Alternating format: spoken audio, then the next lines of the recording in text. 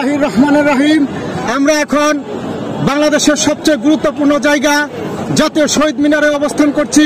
সারা বাংলাদেশের শিক্ষক সমাজ তাদের ন্যায্য দাবি নিয়ে এখানে সমবেত হয়েছে। আমরা আমাদের যে পর্যন্ত সরকার এই দাবিকে মেনে না নিবে এই পর্যন্ত আমরা এই অবস্থান কর্মসূচি চালিয়ে যাব এবং আমরা আশাবাদী ইনশাআল্লাহ আমাদের ন্যায্য দাবি সরকার পূরণ করবে এবং সেই আশা ব্যক্ত করব নিয়ে আমরা আমাদের ঘরে ফিরব।